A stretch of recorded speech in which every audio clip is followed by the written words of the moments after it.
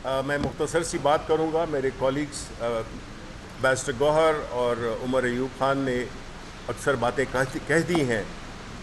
आज की press conference जो कि इस कठपुतली हुकूमत, ये फॉर्म 47 पे बनी हुई हुकूमत, उनके इंफॉर्मेशन मिनिस्टर ने जो बातें की, तो उससे ये मुहावरा अब समझ में आया कि छोटा मुंह बड़ी बात। पाकिस्तान तहरीक इंसाफ इस मुल्क की सबसे बड़ी, सबसे पॉपुलर, और इमरान खान इस मुल्क के सबसे पॉपुलर लीडर जो कि इस मुल्क का फ़ख्र हैं। ये वो जमात है जो कि नेशनल असम्बली में सबसे बड़ी पार्लियामेंट्री पार्टी है।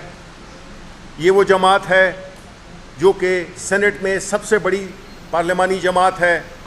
ये वो सियासी जमात है जो कि पंजाब में दूसरी सबसे बड़ी जमात है। ये वो जमात है जिसके सारे फेडरेटिंग यूनिट्स में नुमाइंदगी है, और ये वो सियासी जमात है जो कि पाकिस्तान के अवाम के ख्वाबों की तर्जुमानी करती है। 77 साल गुजर गए और इस मुल्क में जो हमने देखा, जिसमें कि एक आधा हिस्सा हमारा मुल्क का चला गया, लोगों को जिस तरीके से भेड़ बकरियों की तरह जाना गया, और आज वही जमात जो कि पिछले दहाइयों में, कितनी दहाइयों से हुकूमत में है, जिसका ट्रैक रिकॉर्ड सिर्फ करप्शन, नाअहली और एक मुल्क दुश्मनी पे मबनी एक तरीक़ाकार रहा है। ये वो सिविल डिक्टेटर्स हैं जो कि जज भी खुद बनना चाहते हैं, जूरी भी खुद बनना चाहते हैं, एग्जीक्यूशनर भी खुद बनना चाहते हैं। इन्होंने तमाम हरबे इस्तेमाल कर लिए पाकिस्तान तहरीक इंसाफ को सियासी मंजरनामे से हटाने के, जिसमें कि इंतखाबी निशान, जिसमें कि हमारे कैंडिडेट्स को उठाना, हमारे कैंडिडेट्स के पेपर्स, नॉमिनेशन पेपर्स, वो तक नहीं जमा कराने दिए गए, और उसके बाद नताइज जिस तरह से हुए वो आपको पता है। और अभी जिस तरह से कि इलेक्शन ट्रिब्यूनल्स को मैनेज किया जा रहा है, जिसके लिए फिर ख़ास एक कानून साजी हुई, ये वो सियासी जमात है जो कि सियासत का लिबादा तो ओढ़े हुए है, लेकिन ये बुनियादी तौर पे डिक्टेटर हैं और क्रिमिनल्स हैं।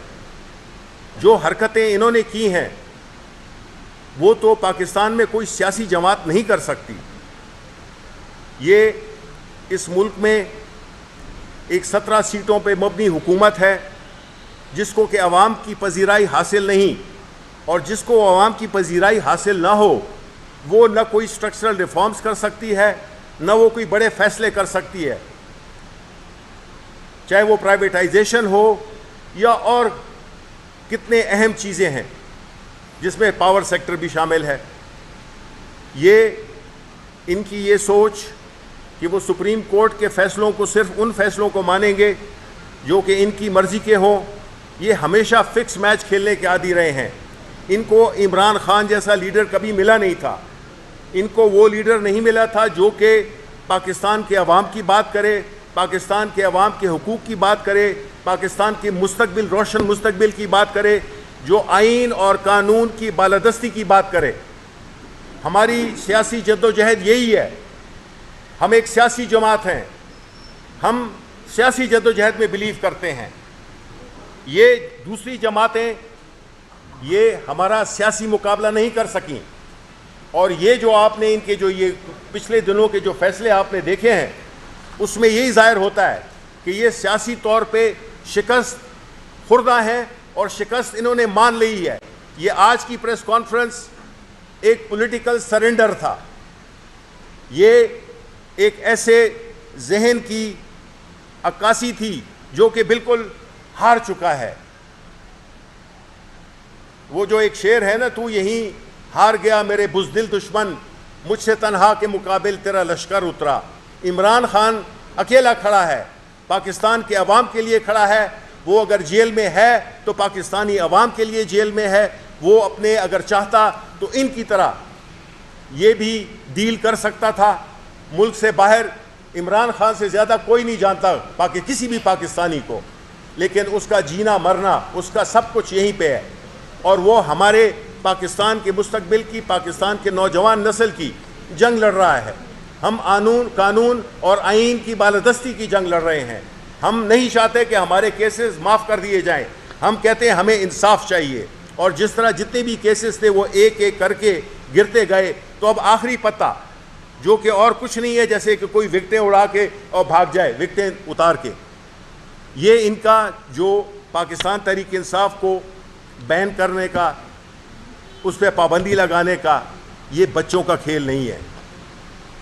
ये बहुत एक संजीदा मसला है, जो कि ये तारड़ जो है, पता नहीं इसका पूरा नाम क्या है, ये इसके क्या नाम है, हाँ, अताउल्लाह तारड़,